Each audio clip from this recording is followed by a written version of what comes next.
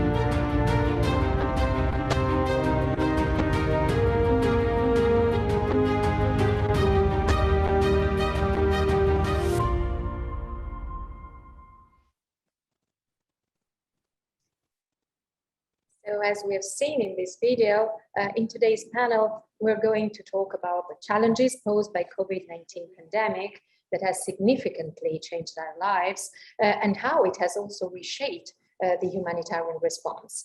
And the panel will also explore the dangerous impacts of climate change worldwide, so on countries as well as on humanitarian enterprises. So for the first round of questions with all the panelists, I will start from government and policymakers, then I will give the floor to international organizations and diplomacy, and then last but not least, the private sector and media representatives. So I will start with His Excellency Sultan Al Shamsi, Assistant Minister of Foreign Affairs and International Cooperation for International Development Affairs.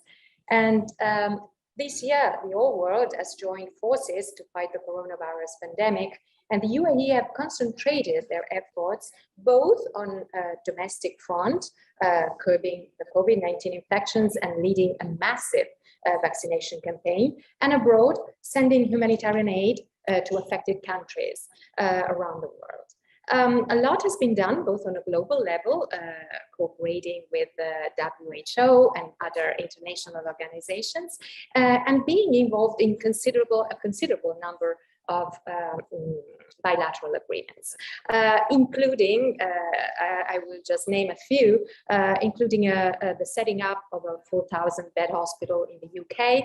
And as Italian, I would like to recall the agreement signed with Italy that made possible the delivery of 13 tons of medical equipment that had been distributed to 13,000 healthcare workers that were fighting their hard battle against the virus spread. And for these, I take this opportunity to thank you with all my heart. But I just named a few of them, but there were many, many more. In fact, the United Arab Emirates aid accounted for 80% of global response to COVID-hit countries. So can you tell us more about this humanitarian aid dispatched through so many bilateral agreements that played a crucial role in curbing the pandemic? And can this bilateral cooperation be a key part of the future strategy in dealing with catastrophes? Well, thank you very much for this invitation to speak during the World Humanitarian Day. It's a very important occasion where everybody has to remember the safety and security for the humanitarian workers on the ground is always priority. So it's very important to enable our humanitarian workers on the ground. And we have to remember all people that's been serving to provide humanitarian assistance to people in need. As you know, UAE is one of the first countries to reach out and extend hand of help to combat the novel coronavirus, COVID-19 pandemic, even from the time when the personal protection equipment and the concerned medical supply are globally at scarce. As you mentioned, UAE has played a bilateral role as a leading global logistics center and a hub for life science and providing countries with the resources they need to face the COVID-19 crisis. We have moved quickly to supply medical and logistical aid worldwide.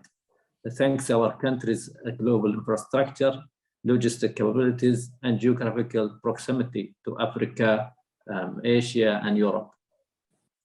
UAE so far has provided more than 2,200 tons of medical supplies to more than 136 countries, and fully supported the establishment of field hospitals named after His Highness Sheikh Mohammed bin Zayed, designed and fully equipped to support partners countries concerning their efforts to fight the COVID-19.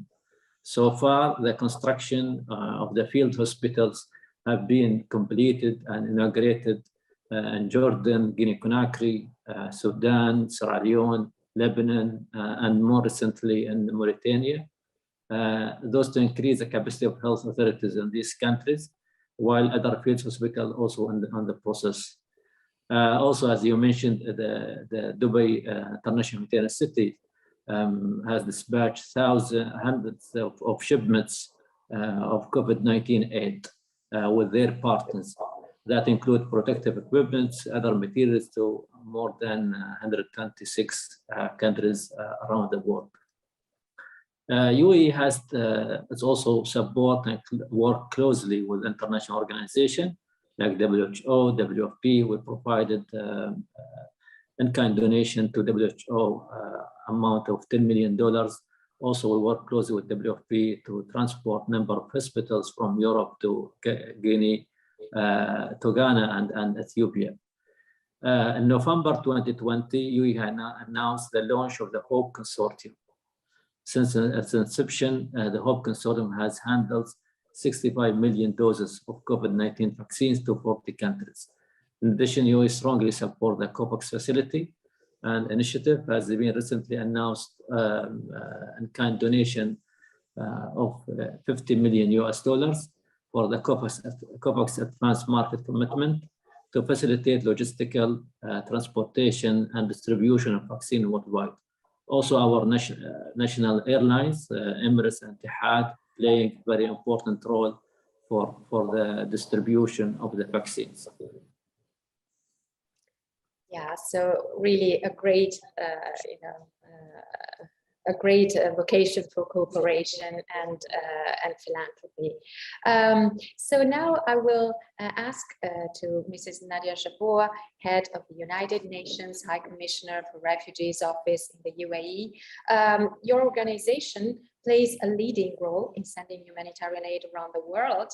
And COVID-19 pandemic has led to a significant drop in economic resources to fight against other essential threats, having a devastating impact in terms of the massive cost cutting and reallocation of funds.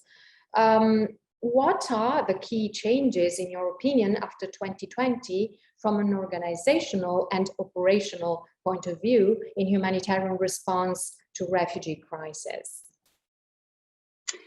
Thank you, Mila. If you allow me first, I would like to join His Excellency Sultan to start by thanking the International Humanitarian City for this opportunity to participate in marking the World Humanitarian Day with today's esteemed panelists. Indeed, over the years, UNHCR has found itself on the front lines of emergencies, yet the challenges we face today since the pandemic have had an entirely different magnitude. With some 88 million forcibly displaced people, which represents 1% of the global population. I think after a year plus of the COVID-19 pandemic, many of us know that no one is safe till everyone is safe. We have come to that conclusion, and we are working together to try to deal with this pandemic. An inclusive public health and socio-economic response will help to save lives, protect societies, but it will also enable us to go for a faster recovery. That's very clear. And I would like to highlight here on the inclusiveness of all, including refugees and internally displaced people, among many other vulnerable groups in the society, which comes from our global commitment, collective global commitment to the Sustainable Development Goals on leaving no one behind. UNHCR, since the pandemic, has been taking a very fast, comprehensive action to protect people, safeguard and strengthen the existing health system capacity to respond to the COVID-19. And obviously that we are not doing alone. We're working very closely globally with governments, partner organizations around the world to provide some meaningful support for basic services, including cash assistance, shelter, sanitation, water, hygiene, education to the most vulnerable. We are very pleased to see an increase in the number of countries that have started vaccinating refugees alongside nationals. And the importance of including refugees into the national vaccination plan is essential to provide equitable access to all the global citizens in the world. And we call all governments to ensure the inclusion of forcibly displaced population in their national programs to be able to fight the pandemic. Because we cannot fight one part and leave the other unattended. It will be faster, as I said in my earlier remark. The commitments demonstrated by our partners in the UAE and the response from the government, the private sector, the foundations, the institutions have been truly extraordinary. It shows that we are stronger when we work together, and that has been very highly appreciated. Only last month, UNHCR received from the UAE government through the Ministry of Foreign Affairs $2 million to support the humanitarian emergency in Colombia during the pandemic. Because the pandemic it continues, but there are emergencies around the globe that continue, unfortunately, to happen. And there are emergencies among the emergencies. So we're very grateful to that contribution, and we're looking forward to further contribution as well. And more importantly, the partnership, the genuine partnership we have.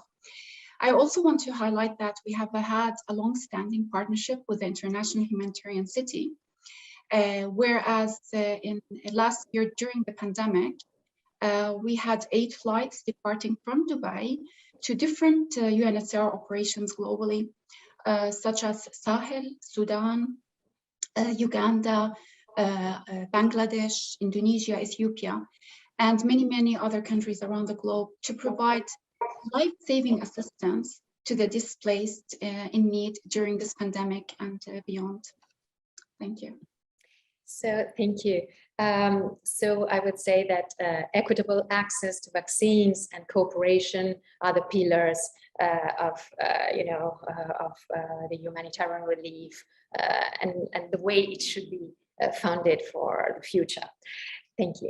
So Her Excellency Maria Camilleri Calleja, Ambassador of the Republic of Malta in the UAE and permanent representative of Malta at the International Renewable Energy Agency, IRENA. Ambassador, your country is still dealing resolutely with the pandemic, its aggressive third wave and its new contagious strains, above all the Delta variant, achieving herd immunity with 79% of its adult population fully vaccinated and banning not fully vaccinated visitors. Putting in place such a ban was not an easy decision, as Malta relies so much on tourism and got hit like the rest of the world by a severe recession caused by COVID-19. Your country has also seen recently a surge of migrants landing. How is it possible to reconcile coping with the coronavirus pandemic and the migrant emergency? Thank you, Mila. Thank you very much for your introduction, and thank you to the International Humanitarian City for inviting me to be part of this illustrious panel. I would like to greet also my colleagues, especially His Excellency Sultan Al Shamsi, with whom I had discussions on various levels regarding development and humanitarian issues. And to come to your question, actually, I would like to make a little bit of 2 corrections, if you don't mind. It is a third wave, yes, but we don't consider it an aggressive third wave for the simple reason that there was a surge in cases, but not in deaths. The push of my government for vaccination for the entire community in Malta, that was indeed aggressive. And we have, I'm pleased to say, 84% of the population which is fully vaccinated, and the others are in the process of being, with mobile units going through every town and village every day and vaccinating people on the spot. Of course, vaccination remains a personal voluntary choice. However, it is very well encouraged. It is not a ban. I would like to make it clear that everyone is welcome to visit Malta, but from some countries which are classified as dark red countries, people have to quarantine for 14 days. And for some other countries like the UAE, which is considered a red country, if one is fully vaccinated plus 14 days, one can enter Malta freely without quarantine. So as we can see, the imposition of quarantine is effectively not a ban, and people are welcome to visit and quarantine or not, as the case may arise, like in many other countries in the world. Coming to your question, I would like to point out that the total number of arrivals in 2020 from the central Mediterranean route compared to the year before, 2019, saw an increase in the midst of the start of a pandemic of 145%. The difference between 2021 and 2020, same time last year, is 99% increase. So as you can see, In 2020, Malta's infrastructure was put under significant strain during the worst of the pandemic, as many countries were going through, and in a situation of public health emergency, as declared last year. However, migrants continued to reach the shores of Malta and were quickly assessed and brought into reception facilities, which came very, very rapidly to full capacity. So at the same time that these facilities had to occasionally be put under quarantine due to surges of cases within. Although Malta was forced to close its ports between April and July 2020 last year, Malta also made sure that any medical, alimentary, and other needs relating to emergency cases, especially the prevention of loss of life at sea, were catered for. And there was necessary coordination that took place to ensure the effective protection of life at sea. Malta experienced the pandemic facing also an unprecedented migratory pressure. And in the light of Malta's experience, it's reconciling what it means to cope with a pandemic and at the same time with a continued irregular migration flow. We experience definitely a delicate balancing act. International cooperation in these circumstances plays a very important role, a key role actually, and we continue to strive for all states to follow international frameworks that address their legal obligations in areas such as migration management, search and rescue. I would like to finally point out that irrespective of COVID, Malta still receives migrants to this very day. However, the target is still to save lives at sea, to provide the best healthcare services, and to underline that Malta's fight is not against human beings abused by ongoing organized crime, but against smugglers or those who prod their activities. So thank you very much for this question. I'm very looking forward to continue listening to my colleagues, and well done for the event. Thanks. Thank you. And obviously, cooperation is the key, and this emerged clearly also on your answer, Ambassador. So, Mr. Stefano Marguccio, Senior Advisor to the Director General at the International Renewable Energy Agency, IRENA. Previously, you served as permanent diplomatic representative at the UN in Rome, and you're also an expert in humanitarian response. What are, in your opinion, the challenges posed by the pandemic to humanitarian relief, and what kind of hurdles do we have to overcome? Thank you very much, Mila, and thank you all for the invitation. Yeah, it's true. In one of my previous lives, I've been alternate permanent representative of Italy to the United Nations in Rome, and something that is not widely known is that in Rome there are the food targeted organization of the UN, and there is the FAO, WFP, and IFAD, but at the same time, the vast majority of the logistics of the United Nations is managed by Italy as well. There are two bases, the UNLB, which is the logistic base, who is more keen on coordinating the peacekeeping, is in Brindisi, as well as the first UN humanitarian response depot, which was the first rapid reaction humanitarian base of the UN.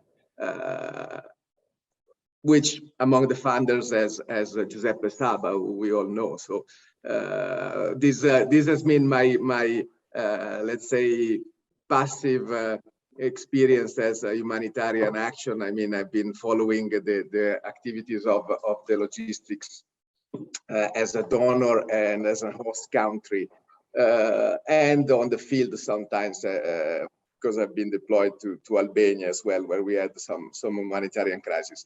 I would like to share some thoughts about lesson learned during this COVID crisis. Something we've been talking already, Nadia has been mentioning it. Of course, I think the first lesson that COVID pandemic taught us is that some challenges are only faced all together. And this is, of course, the first thing that we can bring home, which is positive, as well as the fact that investing in national and international civil service is key for public safety. This is something that probably in the past has been forgotten, but now it's clear that you need a strong civil service, both nationally and internationally, to face this kind of crisis. And what we are witnessing now, which is another positive or potentially positive aspect, is that there is a strong injection of public capital in the economy, and that probably this strong injection will strengthen the management of international public goods as healthcare system, and at the same time also as humanitarian assistance. So I think these are positive sides of what has been happening during these 2 years. At the same time, it is true that the pandemic has been a kind of a crisis in a crisis, considering the humanitarian activities. We have seen, all of us, Italy first, how the beginning of the pandemic was a big logistic, let's say, problem or a lockdown. So this was the first outcome. It showed the weaknesses of our supply chains all over the world, and this is something that has to be tackled, and of course that impacted the humanitarian assistance as well. Then of course COVID right now is a cost on humanitarian action. I mean, COVID protection measures for humanitarian operations are a net cost on deliverables, because you have to keep safe your operators, you have to keep safe the beneficiaries, and this is a net cost that you have to add on the operation. And again, this of course is not a positive side, as well as if we take into consideration the vaccination programs. It is a very, very strong logistical challenge, especially when we have to administer RNA vaccines, who need a very, very safe cold supply chain, which is something new in the humanitarian aid, at least at this level. So I would say there are some layers of difficulty that the pandemic has added on the humanitarian action. At the same time, I would say that there are a few new ways of thinking that are coming out of this crisis. The first is the end of the silo thinking. I mean, we have seen how interconnection has been the real topic during this last year. Even the nexus between biosecurity, I mean, the nexus between health and the protection of environment has been at the center of this debate. And at the same time, what we are seeing is a debate about the sustainability of international action, both humanitarian and on the security side. I mean, we know that humanitarian aid is a business that is mostly run with diesel generators, with big tanks and ships and flights. So if we put all this into a connection, and we see how I mean, air pollution and environmental protection and climate change is all connected. Of course, we have to ask ourselves some questions about how we organize our humanitarian action. I think this is something that is in the agenda of the international community right now.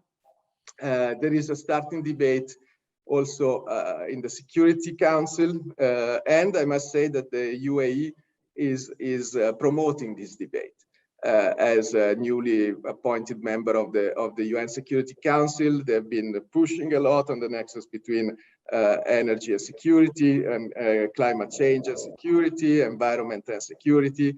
And IRENA, for example, has just been signing an MOU with the UN Department of Operational Support in order to facilitate an energy transition during the intervention, in this case, starting from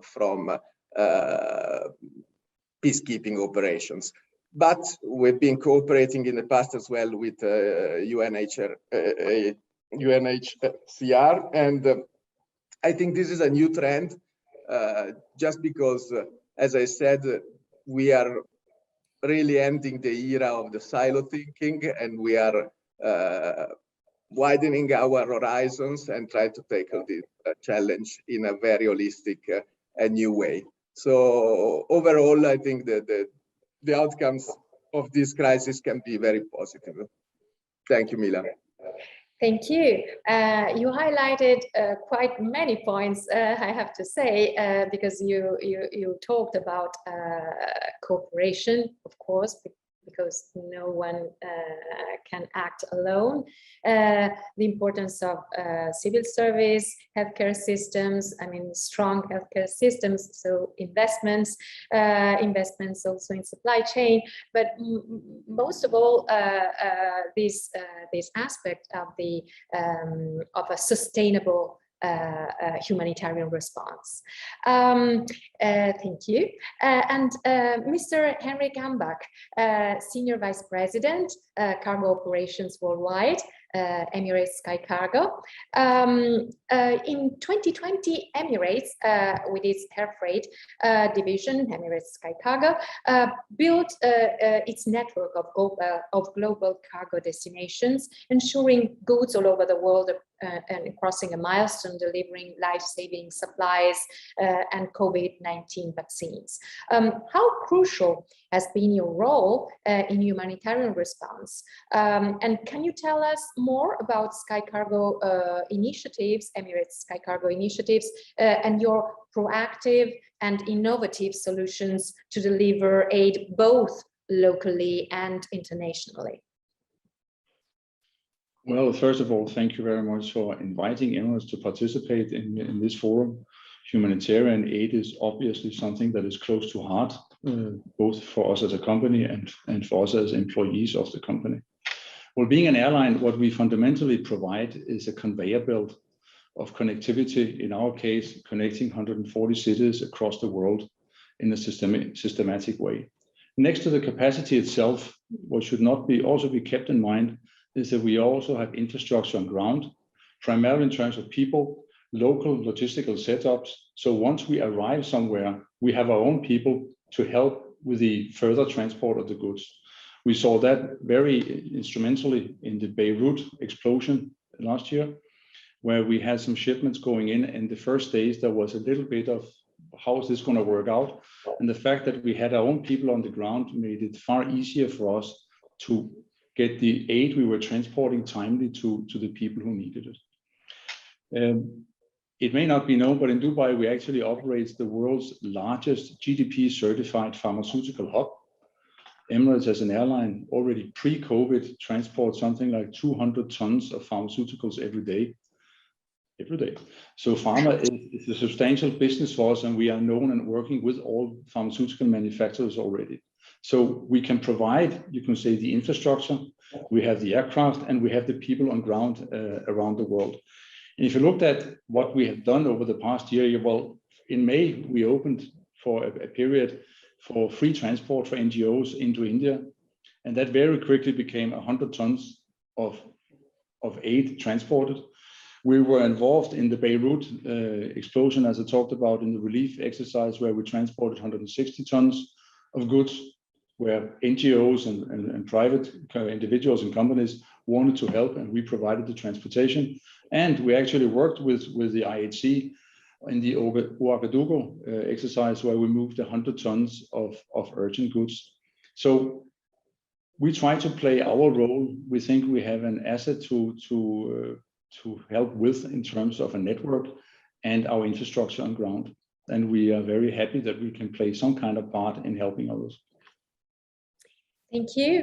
And it's also very important because, humanitarian organizations and workers sought help from the private sector. So, your help had been crucial during the pandemic. Mrs. Caroline Faraj, Vice President and Editor-in-Chief of CNN Arabic and International Humanitarian CD Board Member. Media plays an important role in drawing attention to the most devastating disaster around the world. Despite the severity of the catastrophes and the broad scope of the humanitarian relief operations, this kind of news barely receive international media coverage. Occasionally, beneficiaries and humanitarian response are the top story on the news and are instead most of the time in the late night TV programming. Are you sure that humanitarian response doesn't arouse interest in larger audiences? And how can media raise awareness of crisis and humanitarian assistance? This is a provocative question, but perhaps what is missing are journalists with a full understanding of humanitarian enterprise? Well, thank you very much, Mila, and thank you very much for having me in this important panel and event. Let me start by saying that we all know that during emergency times, the UN and humanitarian agencies, governments, and even us as well, Mila and myself, in the media share the same goal, which is getting reliable, updated information out first and reaching the most people. That's the basic one. Now, we have to split the media into different levels. We have the local media first, which, as we know, that local media in such circumstances, they get back, if I can call it like this, their local audience and interest and the trust. So people start to follow what's happening in order to know how to move, how to maneuver, and what to do in the situation on the spot. And of course, we also know that the 24-hour news cycle is a great way to draw the public attention to the issue and to provide key safety messages in real time. Now, local figures, of course, public figures, religious people are also important to play a major role within the local media. Now we go to the international media. International media, which basically one of my hats, as you know, I am wearing two hats here, CNN as well as the IHC. With the media aspect, and especially with CNN and international media, we would bring the attention, the role of the international media is to bring the attention of the world to the crisis, and hopefully it will encourage also countries and entities and even people to support as soon as possible. Now, we also have another major player as well on the ground, which is in the field, which is the social media. Now, social media can also help in expanding the reach of our messages due to social sharing. And the vast number of citizens who are actively utilizing the platform, they can also benefit from it.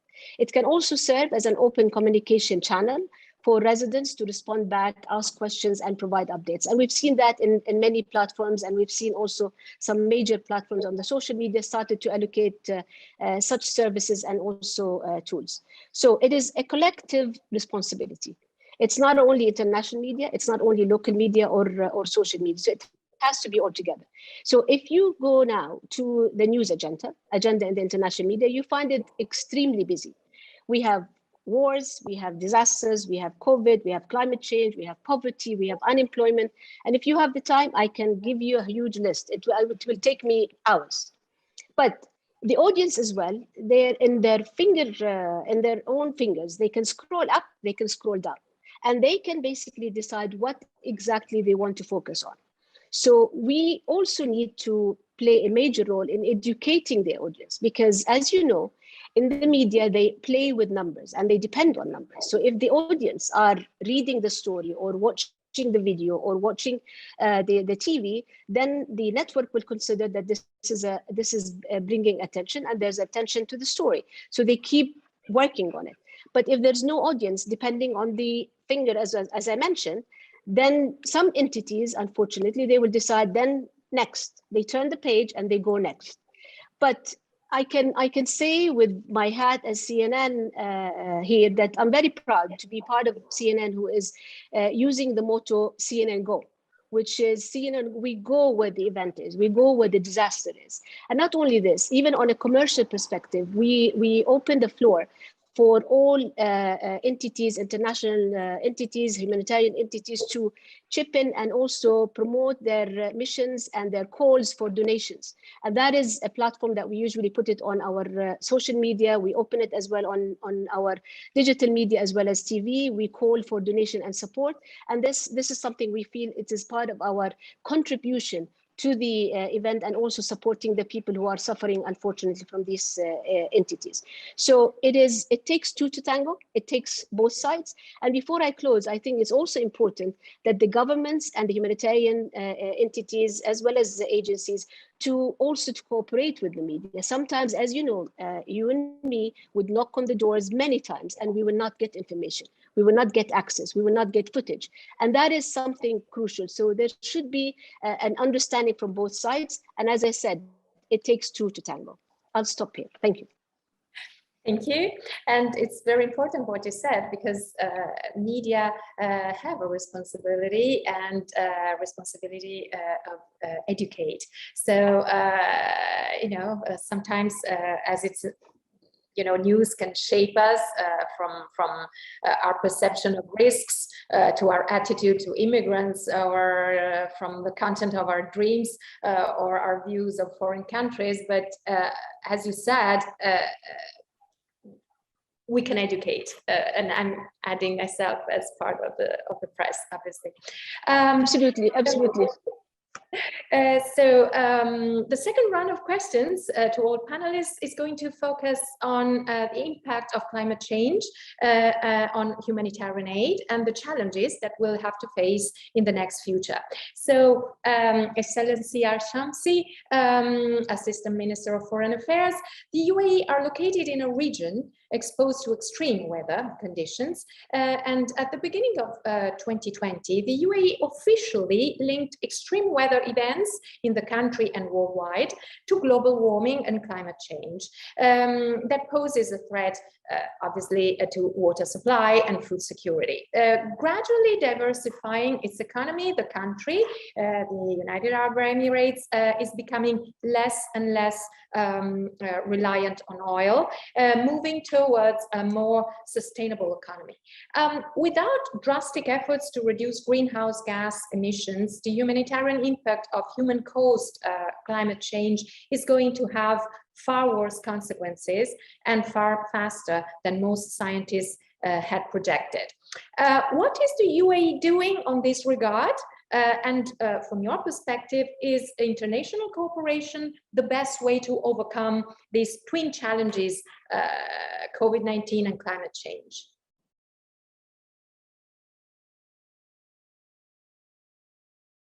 I didn't hear you.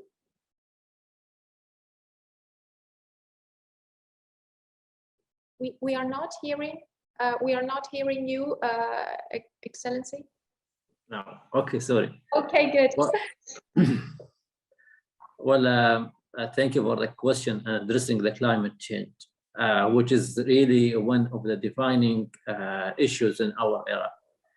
And the UAE believes we need to define a response as well. Humanitarian issues are major and sadly growing, part of our urgency of climate action. While conflict remains responsible for roughly 75% of humanitarian need, the share from climate disaster is increasing as well. Moreover, climate is worsening conflict by increasing resource competition, displacement, food shortages, and social stress. it's no longer possible to separate climate change from humanitarian planning. There are several key responses that UAE is taking of this new reality. We believe they can be strengthened through global partnership too. The biggest contribution we can make as an international community is, of course, to dramatically reduce greenhouse gas emissions and achieve the Paris Agreement. The UAE set an economic-wide target, the first in our region, to reduce its greenhouse gas emissions 23.5% by 2030. And we are currently working across the government on even more ambitious long-term plan. Renewable energy, carbon capture from industries, peaceful nuclear, planting mangroves, and achieving the global protect 30% of land and sea by 2030 are among the measures we take on even greater scale than today. We believe this action will drive economic growth and job creation. They are necessity, but they are also opportunities. I flag renewable energy in particular because UAE made significant investment here over 50 years ago. We now have the world's lowest cost solar power, even cheaper than natural gas. This is a breakthrough of reducing greenhouse gases and therefore humanitarian relief. In addition, the mega projects we have are building in the UAE, we are also helping other 70 countries globally to decarbonize. And we have provided over $1 billion of aid for renewable energy power project with special focus on the small island countries in the Pacific and the Caribbean. But we recognize that the world needs immediate relief from climate change too. The UAE has been proud to provide billions of dollars over the last decades to assist the climate disaster, from droughts to floods to hurricanes. But the growing volume of climate disaster, just think of China, US, Germany last month, means we need to enhance the efficiency and the impact of our humanitarian response. For our experience, I would highlight two new tools that both reduce cost and improve services to affected communities. First, many climate disasters are actually predictable, and better weather monitoring technology and artificial intelligence system mean that we have earlier warnings. Thus, we have a credible forecast. We should not wait to respond. We should move up to some of our humanitarian actions from after the disaster to before the disaster. The UAE has been working closely with the UN Central Emergency Relief Fund to develop this concept. We have seen very good initial results. In Bangladesh, for instance, the UAE has able to reach twice as many people at half of the cost in floods last year versus the year before. People were given safe spaces to store their food and livestock, and they were giving aid, so they did not have to sell their personal possessions after the flood to buy food and basic items. Second, we need to continue breaking down the silos among development, humanitarian, and climate sectors. For instance, projects in agriculture need to be designed to incorporate the increasing risk of climate disaster. For instance, by focusing on drought-resistant seeds and better irrigation system. Schools and hospitals need to be located outside of flood and surge zones. Finally, as you may know, the UAE has made an offer to host the UN's annual climate summit in 2023, which will be COP28. It's our intention to work with all countries to identify the economic opportunity in reducing their emissions. This is a huge and increasing challenge, and it can be addressed through international cooperation as well. As you said, thank you. As you said, it's important, to act and to act strongly towards a sustainable economy, because climate change will have a huge impact on our lives, on the lives of our families, children, grandchildren. So it's important to decarbonize, as you said, and take action on this regard. Thank you. Ms. jbour from UNHCR, climate change is increasing the weather-related disasters such as heat waves, cyclones, floods, and droughts.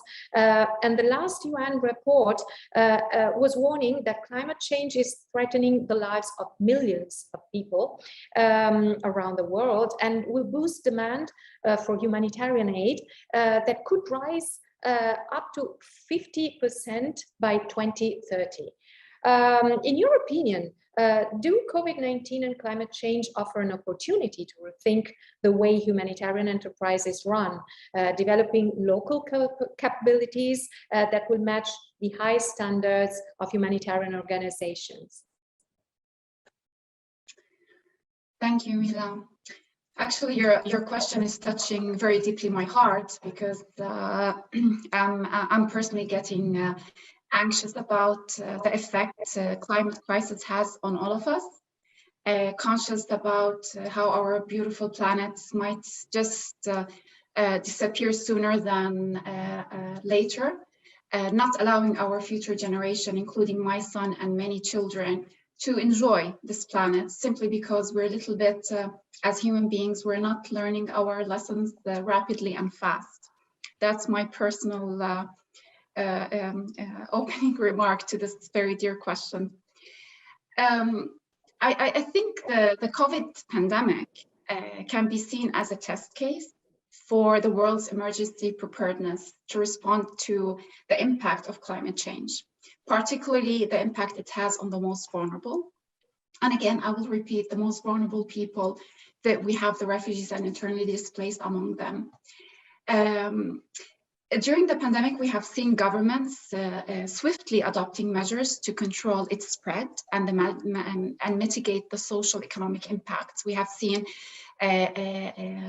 masks, vaccinations, confinements, fines being paid because of strict procedures to try to deal with it.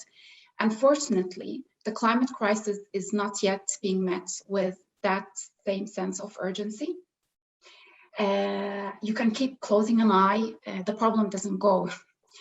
And as His Excellency mentioned, Germany, the US, Bangladesh with the monsoon coming, even today in Europe, we are watching not very far. We have seen Spain, Greece, Turkey in flames, and that's another sign of how the climate crisis is very, very close to each one of us.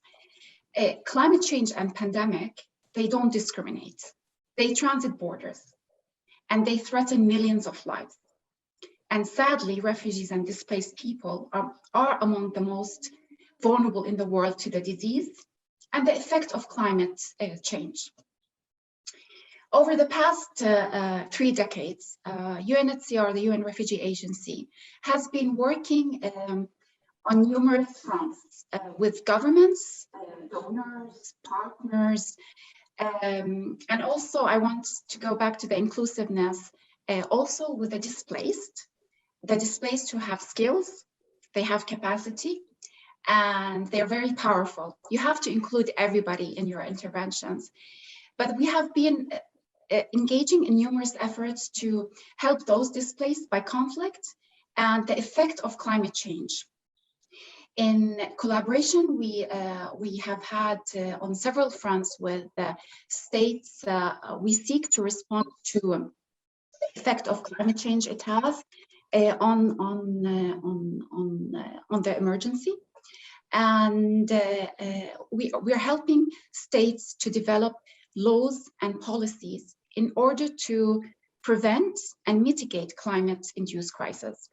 As His Excellency mentioned earlier, you don't need to wait till it happens. There's certain actions that need to be taken collectively to actually prevent it from happening.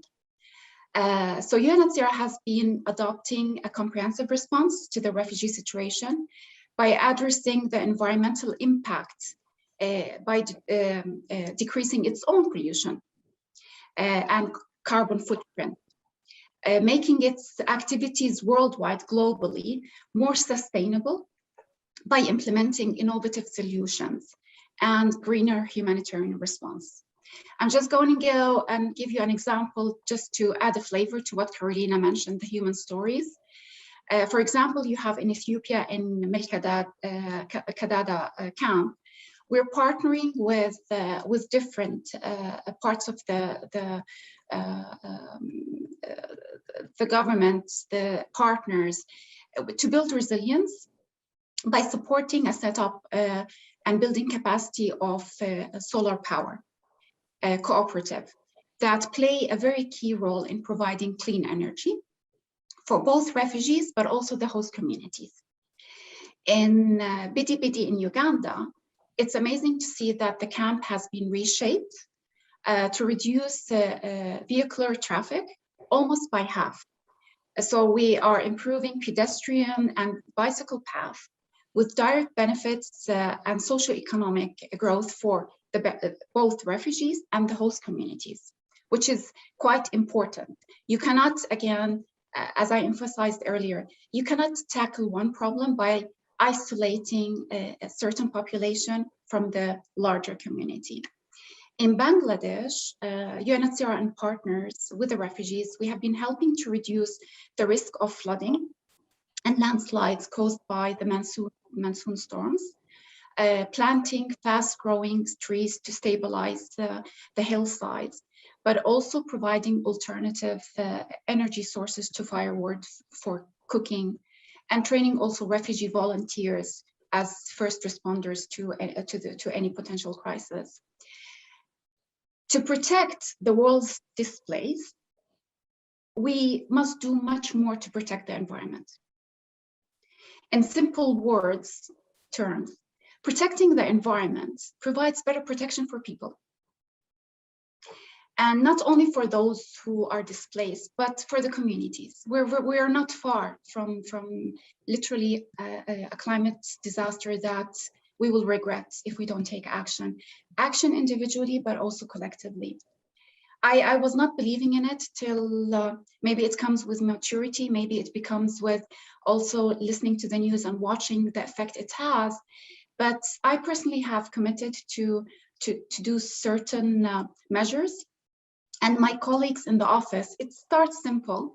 We have committed to change the mindset, the way we deal with the crisis, the way we deal with how the environment has impact on our daily lives, and also impact on the emergency preparedness and response we have as civil servants in the globe.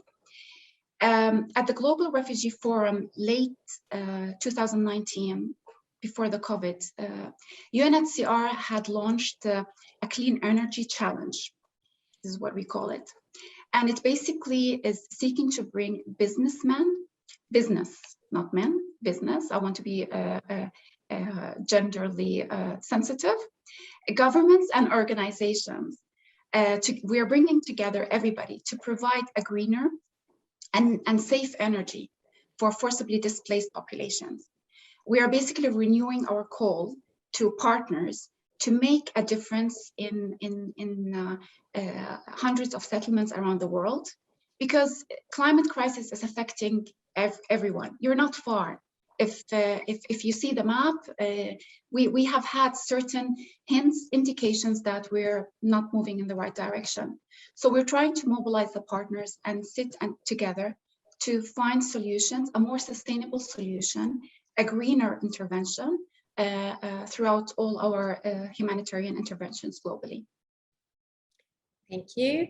And a deep sense of urgency emerged from your intervention, and also the need of clean energy and a more sustainable humanitarian response. And both His Excellency Al Shamsi and you highlighted the fact that there is no one is safe. I mean, it's just one planet. The environment needs to be preserved, and no one can consider himself safe. So I will ask to Excellency Calleja, Ambassador of the Republic of Malta in the UAE, as recently a report issued by WHO says, climate change is a global challenge and will increasingly affect small countries with dangerous impacts, including coastal flooding, extreme heat, and water scarcity. Governments are inevitably forced to safeguard their own people, but acting individually, as we just said, won't be enough, as we're close to irreversible tipping points. From your extensive experience in common foreign and security policy and Western Mediterranean issues, how crucial is, in your opinion, cooperation at international level, also having in mind that climate migrants will significantly grow, putting Malta's response capabilities under pressure? Thank you, Mila, for this question. In fact, I wish to point out that in 1988, Malta was the first to put climate action and climate change on the agenda of the UN General Assembly. And that day, our former foreign minister, the late Vincent Tabone, had stated, "My government decided to take action at this session due to the urgent need to conserve climate in the interests of mankind by protecting it against negative man-made changes." Now, for a small country like Malta, 361 square kilometers, this is a very, very pertinent question to discuss and, more importantly, to act upon. In spite of the current pandemic, Malta remains committed to implement the Paris Agreement and to collectively work both regionally and globally to step up action towards carbon neutrality by 2050. And through its extensive external action, Malta continues to support effective multilateralism, aiming to build better and more just transition, inclusive of the development of sustainable, both green and blue economies within recovery strategies. I would also like to point out that in terms of climate and security issues, the climate and security nexus, Malta intends to pursue this objective within the UN Security Council if Malta is successful in its bid for a non-permanent seat to the Security Council for the term 2023-2024. Our election, as you know, is next year in June. In terms of water diplomacy, Malta has also been very, very active with small island states, especially within the context, of course, of the United Nations, and also within the context of the Commonwealth and other regional fora, like the 5+5 Mediterranean Forum and the Union for the Mediterranean as well. In terms of showcasing water management policy and desalination technology as ones which are scalable and can be offered to various states. As a maritime nation, Malta is also very conscious of the effects of the rise of sea level. Believe it or not, we have an Arctic policy, even though we are far from being an Arctic country, but the Arctic policy is very important for us in terms of sea level rises around the world. And Malta supports efforts to raise awareness about this issue and the challenges that it creates also from a maritime-based economy perspective. a final word. Let us also not forget that migration is not only spurred by climate change, but there is now a very acute need and feeling to tackle also challenges spurred by the absence of healthcare services. As we have been discussing earlier and throughout this event today, the provision of healthcare services and healthcare needs is very important. It goes hand in hand also with different challenges like climate action, climate policies, to ensure that migration, especially the forced displacement of persons, is mitigated in the best way possible. We need to concentrate also on this aspect in relations of the nexus with migration. Thank you very much. Thank you. As you said, the Arctic region is, I mean, we are all interconnected. So Malta and the Arctic can be far geographically, but not in terms of, you know, climate change, because the Arctic region warmed up faster than we expected, and the gray ice sheets of Greenland and Antarctica began disintegrating a century ahead of schedule. So we are all affected. There is no one, as we already said, that can be that can consider safe. So, Mr. Marguccio from IRENA, if the climate crisis worsens, not only will the number of displaced persons increase, but those environmental migrants who are the most vulnerable will be mainly affected in case of the outbreak of new pandemics. The smaller the pollution, the smaller the humanitarian emergencies. So an immediate call to action is needed. What is IRENA doing to lead the international system towards a sustainable economy, and what is the UAE support? Thank you, Mila. Well, I think we are all aware that around 2/3 of global greenhouse emissions are from the use of fossil fuel. And this is the biggest climate change and air pollution contributor in the planet. So in IRENA, we believe that accelerating energy transition towards a cleaner and greener system is of paramount importance. According to World Health Organization, around 7 million people are dying every day because of air pollution and poor air quality, which results from burning fossil fuels. Around 4 million of these deaths are caused every year due to indoor air pollution from lack of modern energy for cooking. These are very dramatic numbers, even more dramatic of the pandemic numbers, if we think about it. And it's a yearly contribution to an heavy use of fossil fuels that we are going through. IRENA is the intergovernmental organization leading the global discourse on energy transition. We have 164 members and 20 in the process of accession. We provide knowledge, tools and platforms for cooperation to accelerate all aspects of energy transformation. We have recently expanded our work to become more action-oriented by translating our analytical work into concrete projects that are deployable.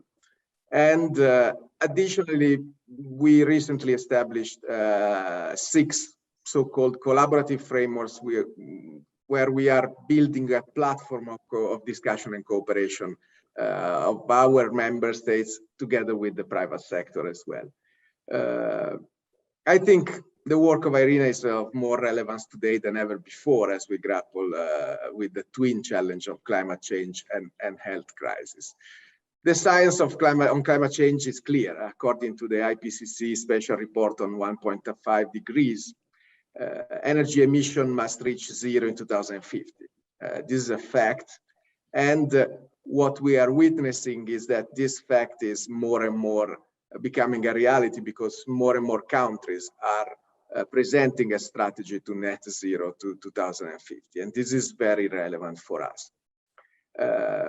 Just 1 month ago, we've been publishing our World Energy Transitions Outlook, who is really focusing on the sense of urgency to act on climate change. This report is basically trying to assess which scenario is necessary to align our sustainable development goals and Paris Agreement goals in our economies, with, of course, a focus on the energy sector. If we want to go to net zero, we think that the main drivers are electrification and energy efficiency, enabled by renewables, green hydrogen, and sustainable bioenergy. Our analysis shows the options that we have today, the gaps that needs to be filled, and the solutions that have the highest chance of becoming viable in the coming years. I mean, I think this is a big opportunity, not only because we will take the right steps towards climate change fighting, but also because energy transition has a positive impact on economy as well. By 2030, if we follow this scenario, global GDP could be boosted by 2.4%, and we can create a lot of jobs. We consider that the renewable energy sector could grow from the 11.5 million workers of 2019 to 43 million in 2050. And the overall energy sector growth from 58 million jobs to 122 million. These, I think, are very important numbers and are a clear signal that energy transition is convenient both for our planet and for our economy as well. This year is a key year, and I think the real challenge will be to tackle the next 10 years leading in the right way. We have two important multilateral events. One is the high-level dialogue on energy organized by the Secretary General of the UN, and the other one is COP26. These are both multilateral events where IRENA is actively engaged. On the high-level dialogue, we are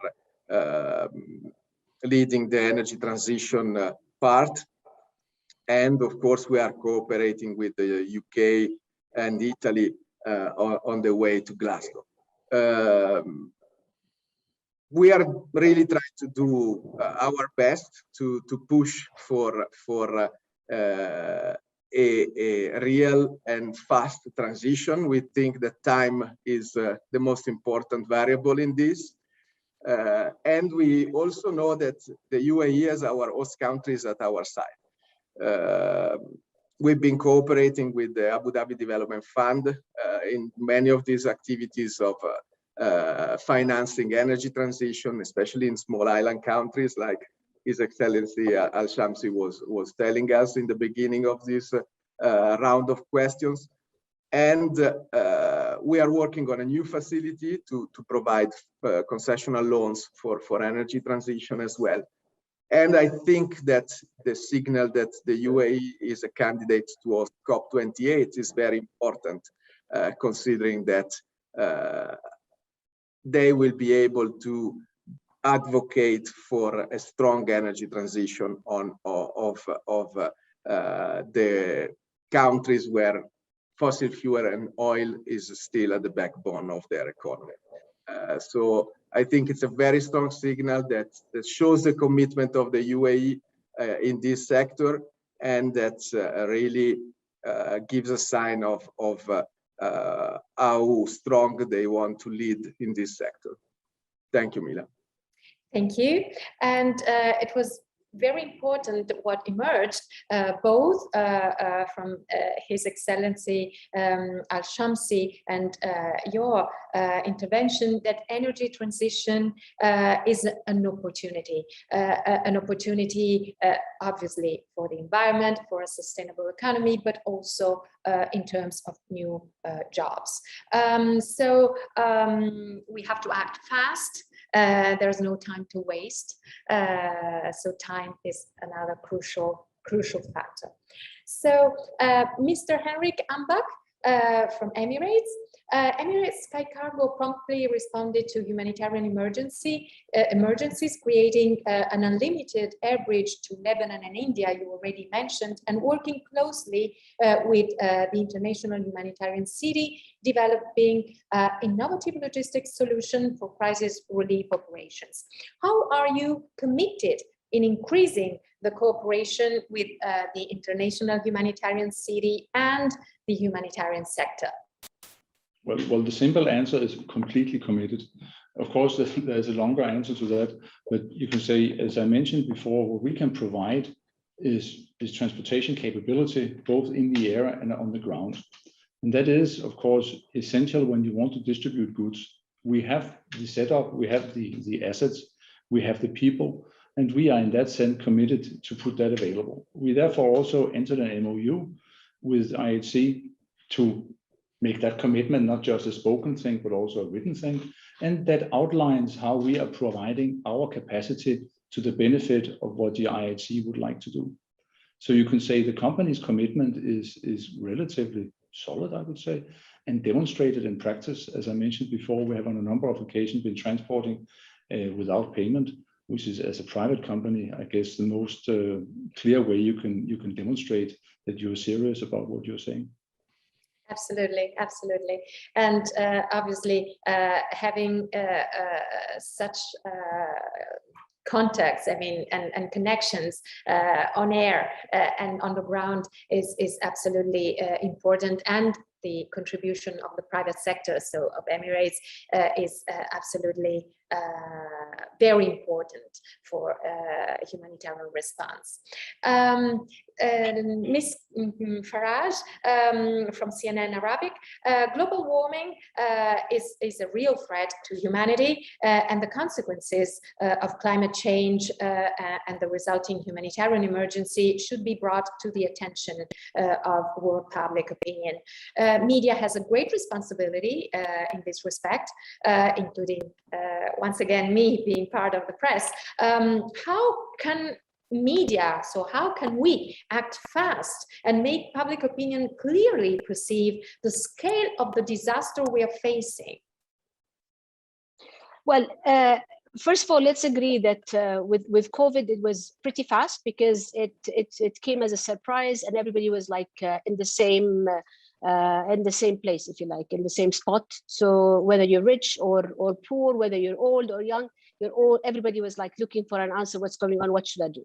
When it comes to climate change, of course, it depends on the country that is being hit by a hurricane or a fire or whatever. So there's no equal situation. And that brings me to the answer of your question, Mila. It depends on the country. If it is under the spotlight, it will definitely get attention. Let's take Germany, the floods in Germany, because Germany is an important country. It's always, we talked about it in the media, international media and others. When the floods came, there was a big question mark, and it took many, many hours of coverage on TV and also on digital and so on. Same thing with the fire in Greece and Turkey, because these two are also in the media circle, if you like. But if the hurricane, for example, there was a hurricane hit US and the Caribbean, you will hardly hear anything about the Caribbean situation, but you will hear about the US if there's any. So there's no equal treatment, if you like, when it comes to these things. But that takes us why? Because there's a lack of trust sometimes, a lack of knowledge of the journalists, and that would definitely affect the coverage of some networks. There's another one as well, that we have lack of specialized reporters in the climate change field. We hardly have anybody, and therefore reporting scientific results with poor coverage and knowledge would definitely minimize the interest of everybody, including us on the panel. There's another element that I think it's very important to highlight, which is the doubt aspect. The doubt aspect, as you've seen, that are some doubts up till now about COVID, if it is real or not. Same thing as well, you will hear some leaders and former leaders, if I may call them, also doubting if there's any interest for them to put it on the agenda, the climate change. So these things are also, unfortunately, these odd voices are also supported by many groups and pressure groups and powerful groups on different levels, including the social media. So they even sometimes finance campaigns to support the doubts element, and that would definitely reach out to many people, unfortunately, because many people, they get, unfortunately, their news from the social media. So they get this and they believe it, that it's not important, exactly like the COVID, it's not real. So these are very, very important things, and that's why I don't think that it's really fair to only blame the media in this matter. Also, so to uncover fake news is extremely vital in both COVID and also climate change. Facts must always comes first. And here I should really salute IHC for building the humanitarian logistics data bank, because that would help us to get numbers. And as you know, when you put numbers, there are no doubts if you trust the platform. So the platform it's not a biased platform. It's hosting all humanitarian aids and supports and capabilities on one platform. So you and me as media people would get the information from it. So enhancement also should be from both sides. We have also to understand that it's not, I'll go back to my word, it takes two to tango. So the UN and humanitarian agencies should be media savvy and trained. And also the journalists should also train themselves to cover these important issues. Sometimes you do an interview with somebody who is giving me the background and the history, and they have only 3 minutes to appear on screen, but they lose their time, and then they lose the interest. And then we cannot really blame anybody. Another important thing, sometimes it's access, which we also mentioned in the previous question. And that's another issue that I would like also to salute IHC for building the mobile studio, which actually opened doors for many entities and international communities, as well as media, including us, CNN, to be on the ground in a place where sometimes we're not able, for security, for safety, for access, or even to carry the gear to these hostile areas. So it opens the door for the media to be on the ground and facilitate also their reach. Now it depends on the other side, which is local authorities or UN spokesperson to be well trained enough to be interviewed and also deliver the message. And finally, sometimes, as you know, some UN agencies as well as governments, they send press releases to you and me and to many media outlets. These press releases, if you read them, you feel that there's, okay, so where is the core message? Or where is the exact message that they would like to deliver? Where is the exact quote that you do?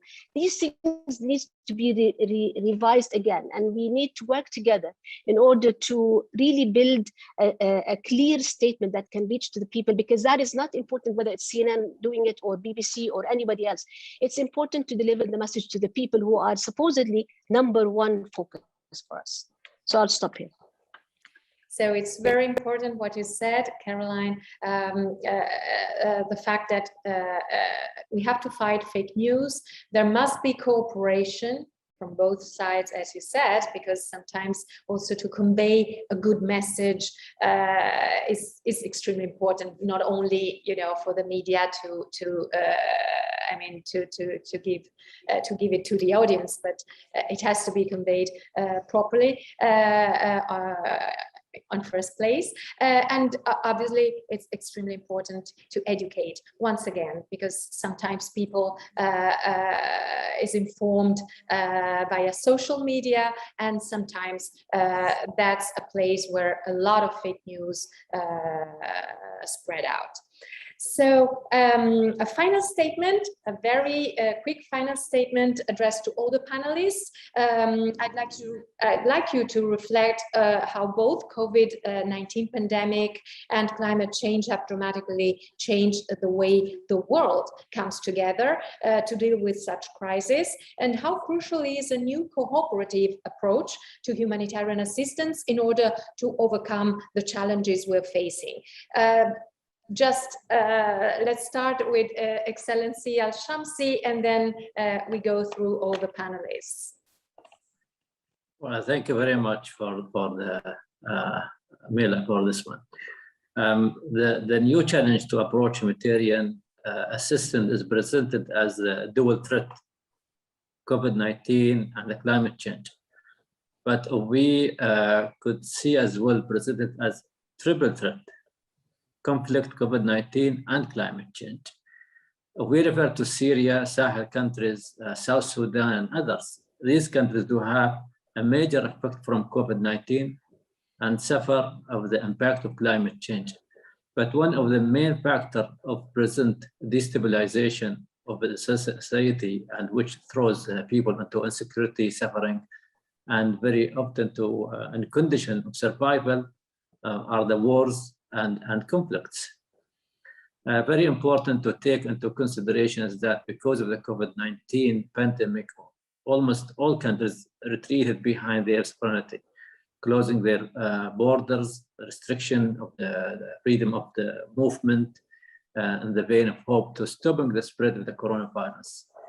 COVID-19 or a like pandemic might be occurring in future. We need to be really better prepared. Conditions are regrouped to that. High demographic, urban concentration, worldwide travels. Another consequence of the pandemic is that the highly unlikely that the budget devoted to the international humanitarian assistance will grow in proportion. They may even decrease. International donors are themselves facing the budgetary difficulties and restriction. The pandemic has whipped out decades of economic progress almost everywhere in the world, confronted on their own territories with many challenges, including sharply increased social needs. Countries which have traditionally financed humanitarian aid will probably not to be inclined to increase international aid budget, and we've seen some example this year. But UAE provides also facilities for UN agencies and NGOs with their core respective responsibility and mandate to be able to logistically develop from the country. As mentioned in your introduction, we are in the region exposed by weather conditions. True, but today, which region is not? Example, as you mentioned, flooding in Europe last month, deadly heat wave in North America and Canada. The UAE has great opportunity to be at the crossroad between 4 continents and provide logistic platform, warehousing and transportation to better prepare and act. UAE seeks a new technology as much as we also invest in people, female and male, from all around, and to empowerment of the good for all. It's the type of collaboration that we estimate necessary, and we will ensure to continue, and we will enforce our collaboration. We are aiming to improve its efficiency. Finally, I would like just to highlight that Expo 2020 will now open in October this year. And is the same context of believing in the importance of tackling these issues and finding sustained solutions and opportunities to build resilient communities. Thank you very much. Thank you. Mrs. jbour, the floor is yours. Mrs. jbour? Yeah. Yes, thank you. It's time to unmute. Well, it's just going to be straight from the heart, as I would say. I think the pandemic has taught us that we only by working together we can heal and recover from this pandemic. And I highlighted the inclusion of refugees and displaced at the center of response and working together, because we are part of the global universe and we cannot work in isolation. And here when I say we, I think I can speak on behalf of other sister agencies. We're extremely grateful for the strategic partnership we have had and we have with the government of the UAE the Ministry of Foreign Affairs and the International Humanitarian City. That's quite important. And when we talk about partnership, it's not just seeking funding opportunities. It's speaking on the table, raising concerns, trying collectively brainstorm on finding solutions, and trying to find the best way to complement each other and the work that we're doing. With the generous support last year during the COVID from the International Humanitarian City and the Ministry of Foreign Affairs, we literally had mobilized 8 flights during a time where the whole space was shut down. We have saved lives during a very difficult period, just to make sure that the most vulnerable are not forgotten, whether it's Colombia, Somalia, Sahel, and it's not only, as I mentioned, the environment, the emergency response, but also the environmental impact, the floods that have happened during the emergency. I am a very strong believer that multilateralism is key. Building more partnerships, collaboration, knocking doors, windows, where everybody from the society, a whole society approach is very much needed to tackle emergencies, to tackle climate disasters, to tackle problems that we as global citizens, all of us face. But what also His Excellency mentioned, and I'm sure Stefano and other esteemed panelists will mention, investing in innovative solutions, being modern thinkers, can be also key to effectively heal from this pandemic and the climate disaster that is ahead of us if no rapid and collective efforts globally is pursued. Thank you. Thank you.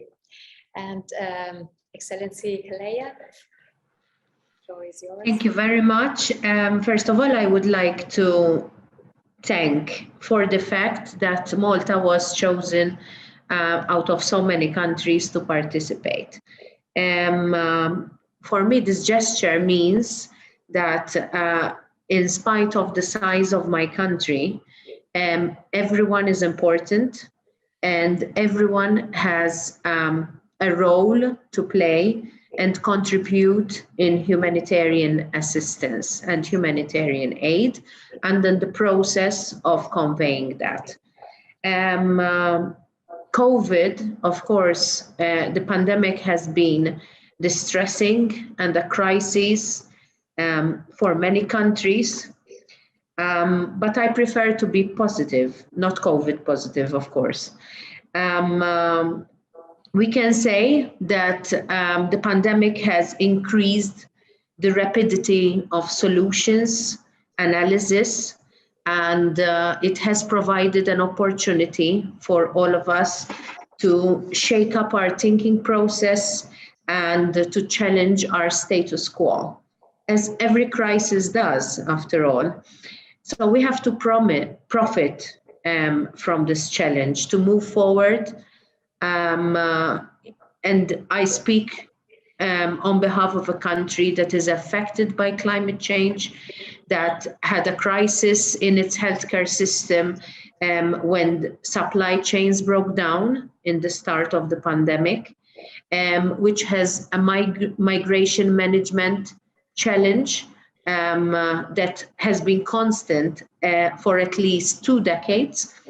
But I truly believe that with the communication rapidity and the solution-seeking frame of mind, in a multilateral setup, as has been mentioned so often this morning, we can definitely overcome what is definitely not a country challenge or a regional challenge, but also a global challenge. So thank you very much. Thank you. Stefano Marguccio. Thank you, Mila. The floor I is yours. think that COVID showed us that we are entering a kind of exponential crisis era. Crises are no more adding one to another, but they are multiplying one another. And in order to face this new era, we have to change the paradigm of economic, social, and environmental growth upon which we have been building in the past. And the energy system will play a big part in this change of paradigm. So we have to be brave and we have to be fast. And this will be my 2 lines. Thank you. And Mr. Ambak, floor is yours. Well, as has been mentioned already several times, these crises obviously forces us to work together. And it is great to see that when we have to, we can. That is positive. One thing we may also could take away from this is that maybe we also can when people's lives are not at risk. So there are lessons to be learned for us in society. You don't need to have somebody at risk just to do things good. And I can come with a few simple examples. As we have until now transported 150 million vaccine shots to 60 countries around the world. As we discussed, we have a keen cooperation with the IHC. We work with UNICEF and COVAX program, have supported them with transportation, but underlying this lies also our transport capability. And since all these vaccines have to be transported at cold temperatures, dry ice very quickly comes in. And when this with vaccinations kicked in, we as airlines started to look at, oh, how much dry ice can we even have on an aircraft before we run into issues with elimination rates and so forth. And we found out, surprise, surprise, that the rules and regulations are more than 30 years old and not up to tick with how a modern aircraft is constructed. But kudos to the world. You can say airline manufacturers like Boeing and Airbus, together with the US FAA, the EU EASA, and our own national GCAA, quickly came together in a record-setting 2 months, upgraded the regulations to modern standards, allowing us to transport safely, nobody at risk, safely, more vaccines on the same aircraft. So I'm just wondering, given my experience in this industry, how long would that have taken in a non-crisis scenario? So apart from doing an effort in the crisis, we could potentially also learn from the crisis and become quicker and better at other things we do. Thank you. Thank you so much. And finally, Mrs. Faraj. The floor Thank is you. Thank you very much. We all miss hopeful and positive stories, and we believe that we really need, as media entities, to zoom in more and more on the human beings equally, no matter, as I said, whether you're rich or poor or whatever. But that means that we need to have a collective decision by major media outlets worldwide to consider that these important topics that has the human beings as their core and in the middle, as their mission statement. And this is, I believe that this is a vital call that we need to, as a media person and yourself, a call from this panel to the media, international media, as well as the local and regional, to focus and consider it as their mission statement and to work collectively, not only one entity to talk about it and the others are having a different agenda. We really need to have a focus and have the focusing only on human beings and the importance of supporting human beings. Thank you, Mila.